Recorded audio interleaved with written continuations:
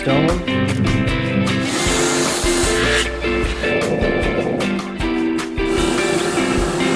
You know, a big part of the reason I do the work I do, and I've talked about this a lot over the years, is that I really got sick of just disposable garbage. Just everything you buy, everything you see around is just disposable junk. I wanted something that was quality. I didn't want a knife that was just constantly replaced. Use it for a couple of years, it's wore out. You over sharpen it, throw it in the trash. Buy a new one because it's cheap and junk. So that stems into why I started sharpening with straight razors, because I hated just the concept that every month or couple weeks you just throw out these plastic trashy blades that are garbage. You throw it in the trash. I remember the handles used to last a little bit longer. I don't know if that's still the case. You buy the replacement blades and you throw them in the garbage. I just really don't like that, which is why I started investing in straight razors by the recommendation of my good buddy Ray at the time. And I'm shaving with the same straight razor right now that that I brought home some 8+ years ago. So I mean, that's the difference we're talking about here. I'm building knives here. I'm sending knives to customers that hope to pass them down to their grandchildren.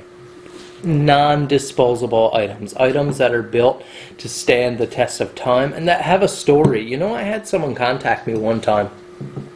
They were in the market for a new knife, and they were looking at a couple different knife manufacturers, like big companies out there that are production run knives, great knives. And they contacted me and they said they're on the fence between going custom with a maker, with myself, or just going and getting, I believe it was a Bark River or something like that. And they wanted to know why, and this might be the first time I was ever asked this, why should I go with you, with your knife, instead of one of the production brands, one of the big name brands? And the first thing I said was not that my knives were better. I didn't say that my product was way better, that my warranty was way better, and all that may be the case, but that's not what I said. I said, you're looking for a knife to stand the test of time, to be an heirloom item, to be passed down for you. What has the value to you? An item that is just another water jet cut, just one of 500 or 800 built that day, just rolled off with no care? Or a knife with a story, a knife that's built by hands, 100% handcrafted here in a little backwoods shop in Newfoundland, Canada. You know, that knife comes with a story. Of course, you get the story to build the story yourself, but the knife comes with a story right from the beginning. And those are the types of products that I like putting my money in and I like investing in. This pair of knives are here right now, 2 Warriors. A custom set ordered by a guy many provinces away from me here in another place in Canada. He wanted one for him and his buddy. I believe they're both about to turn 50 years old. He's from the island. They want they're hunting buddies. They want sort of a commemoration piece, an heirloom piece that can stand their days and that they can build stories and adventures into. So they're going to be pretty much identical matching knives. And since the gentleman is from the island, he's from Newfoundland here, hasn't been home in a long time, I chose a really cool piece of handle material. Here's something you don't get with off-the-shelf knives either. You don't get them built for you. So this is a piece of fusion. So we have a piece of burl here that would have had gaps and holes in it, and this particular piece has been fused with resin, blue dyed resin. Now if you look close at it, what is the first thing you think of when you see that? I think of the land, the ocean. I mean, that looks exactly like a landmass, like an overview satellite view of land running into ocean. So I suggested this as the perfect piece of handle material to commemorate being from the island here. So that's what we're going to be working on today, getting these ready.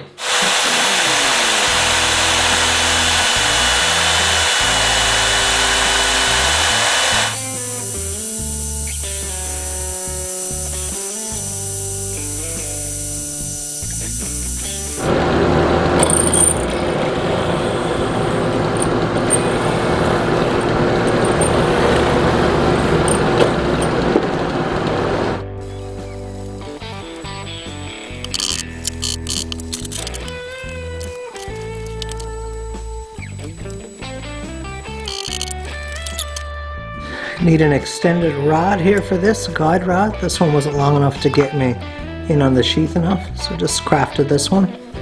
Solid brass rod. Pretty simple.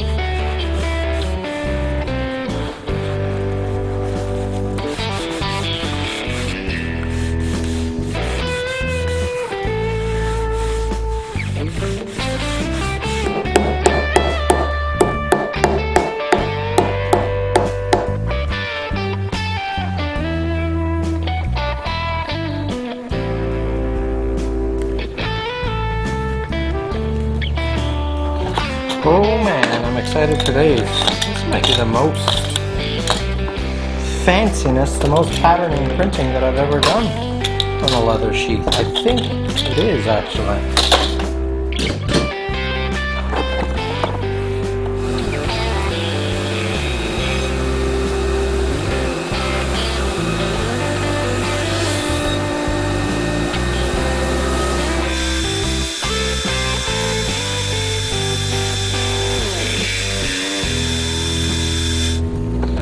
This is always one of my favorite parts right here. Cutting that crispy line in there.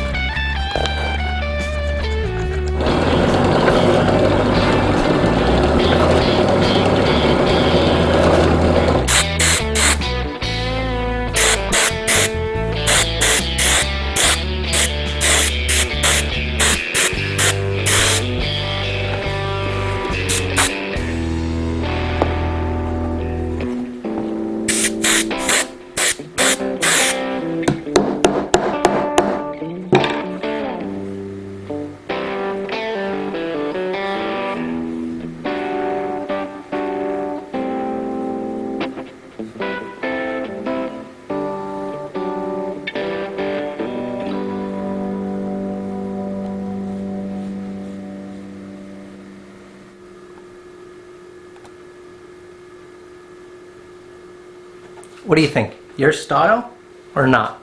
Right now we've got to set these away to dry, and then I'll bring them in tonight, and my beautiful wife, who is now my leather stitcher, I haven't stitched a sheath in, I believe, this year. I believe around Christmas time last year, I was preparing for the big Christmas launch and stuff, and I just couldn't tackle all the work, so I taught her how to stitch sheaths, and she stitched all the Christmas batch, and she's just kept that roll on. She enjoys it. She has a little bit of downtime a lot of evenings when I'm working late and stuff, so she can sit and read or do something like that while stitching sheaths, and she does a phenomenal job, as good or better than I ever did with them. So I'll take those in, we'll get those done, so we'll show you guys those tomorrow, and we'll get the handles finished up on the knives that are going in the sheath. So they're just gluing now. They'll take the rest of the night and some time into tomorrow, and we'll get this package finished and shipped off